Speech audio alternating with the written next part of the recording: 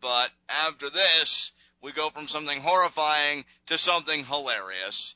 Because Ryback goes up to Kane working the concessions, and he asks for 2 cans of tuna, a protein shake with extra protein for the big guy, and a bag of beef jerky. Kane says he's out of that, but tosses a hot dog right at Ryback's face. Ryback then shoves the whole counter table into Kane, pretty much trapping him. Kane still, though, throws a thing of popcorn at Ryback. Ryback douses Kane and condiments. Kane, though, is able to scurry away. And then Ryback goes over, grabs a bag of peanuts, and says, "Hey, Kane, you forgot your nuts."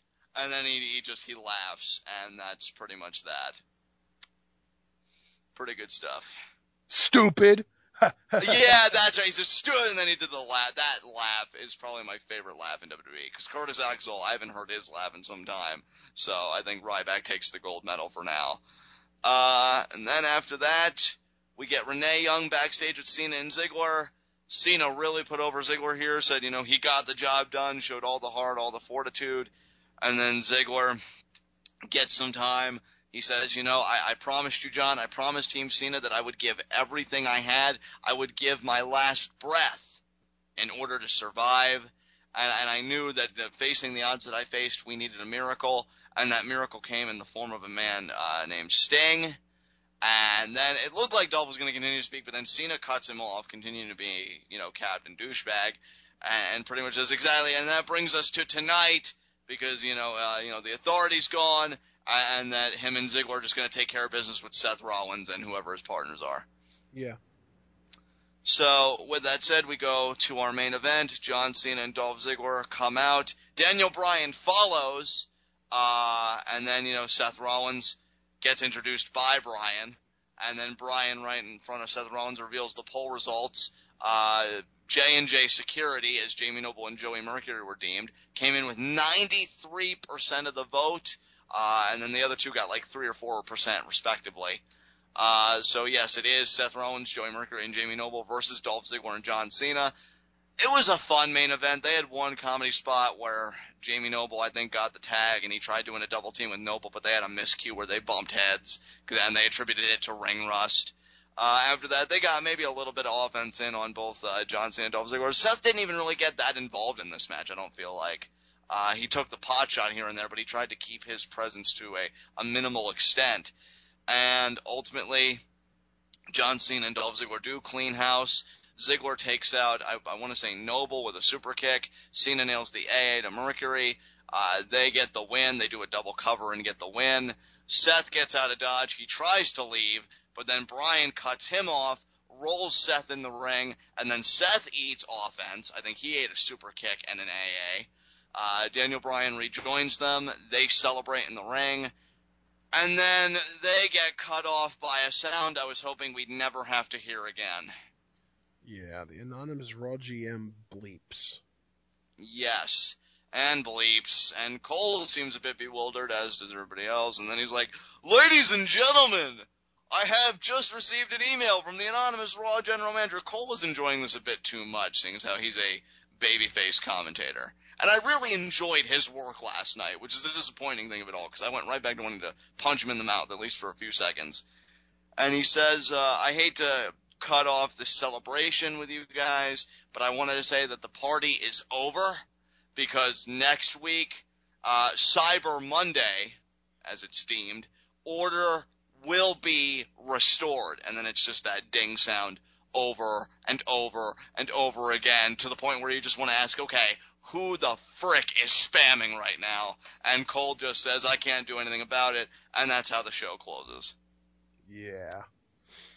Not fun. Not fun at all. You know what? I don't even know why they're doing this. We know it's Hornswoggle. This storyline was resolved a few years ago. We know it's Hornswoggle. There's no anonymity about it. There's no mystery. So it's whatever, I guess. We're getting the computer next week. Happy day. Whatever. So with that said, do you have any concluding remarks about Raw before we move on to our next segment? I do want to just have a little brief discussion. Do you think they're going to play, like I said earlier, kind of like a GM roulette kind of thing where they have a different GM every week? Definitely. Because if they do, I've got some recommendations. All right, let's hear them. First of all, Edge and Christian together. Terrific. Mick Foley. Yes. William Regal. Yes. Stone Cold Steve Austin. Yes. And you know he'd do it too. Yeah. My God, he's working with them to the point that he's doing the Stone Cold Steve Austin podcast on the WWE Network. Like, you know he's trying to help them out. Right. And that's all I can think of right now. Maybe Paul Heyman. Yes. Yeah, definitely. Man. Oh, how great would that be? Maybe Eric Bischoff is a free agent. They could bring him in for one night. Eric Bischoff. If she wasn't doing her schooling, I would totally throw out Vicky Guerrero now that the authority's out of power, but I don't know if she'd be able to reconcile that. I don't know. Mm-hmm. But yeah, we got a lot of options, and I loved your first three. Edge and Christian, Stone Cold and Foley. That just You skipped over Regal. Oh, Regal. Yeah, well, I think I only skipped over him because he's already doing NXT, but he'd be great too for one night, definitely. Mm-hmm. So yeah, we got options, man. We got options. Oh, and by the way, another possibility: JBL. Oh God, you know what? Comes off a commentary for one night to do some GM work. I can handle that because he wasn't bad on NXT at all. So yeah, that's agreeable to me. So I guess with that said, do you want to move on to our next segment? Sure.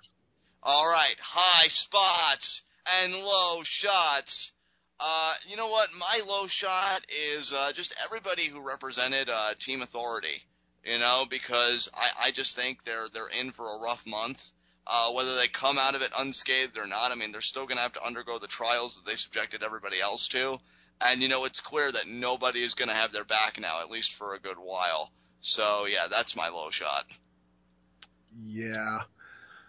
I think just so that we kind of avoid doing the same thing, I think my low shot is going to be... I could say Adam Rose, couldn't I? Because he lost again, and the bunny is more over than him. And yeah, no, you know what? I'm gonna go with. Oh man, this is more difficult than I thought it would be. I'm just gonna go with Gold Star because they lost because of being easily distracted, basically. Yeah, and it was their rematch too, so, This was the tag team championship match? I don't think that the titles were on the line, were they? The titles were on the line, yeah. Oh, wow. Well, then what the heck? Then, yeah, definitely low shot. Yeah, absolutely. So I didn't realize the titles were on the line, if you want the truth. Yeah, dude, titles were at stake. This is their return match, so by all accounts, they should go to the back of the line. And I'm hoping that's what happens. So, yeah, I completely co-sign onto your low shot. And my high shot, I would hope from live reactions for those who watched it, you could telegraph it from a mile away. My high spot is Dolph Ziggler. He's had the best 24 hours of his freaking life. Owns it at Survivor Series. Looks like $1 million. And then on Raw tonight gets the team with John Cena in the main event. And you know what? Whether we like it or not, people who associate with John Cena in a positive way seem to get a little bit of a nice rub and do big things, and even if it's only temporary, Dolph is that guy, and I don't mind it. And he wins the main event, so he wins twice in 24 hours, both, pretty huge matches in their own respects. So yeah, Dolph's my high spot. I do have an honorable mention high spot tonight, but my actual high spot is Daniel Bryan, because, man, he came back and this crowd was not that into this show. This crowd, I mean, Daniel Bryan got hands down by far the biggest pop of the night, and it wasn't even close. Right.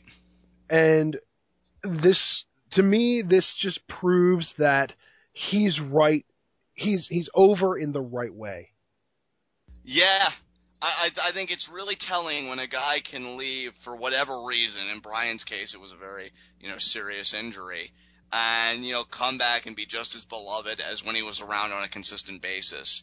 He's not somebody where fans are going to have that memory loss or that souring because, where have you been? Well, we don't care about you anymore because we move on to the next big thing, so to speak, the next superstar that has captured our affection. So it's great to see that Bryan has really cemented his relationship with the fans. I think that's a great honorable high spot. Yeah. And the honorable mention is Eric Rowan, man, because he is a very, very, very fresh babyface. He's never been babyface before.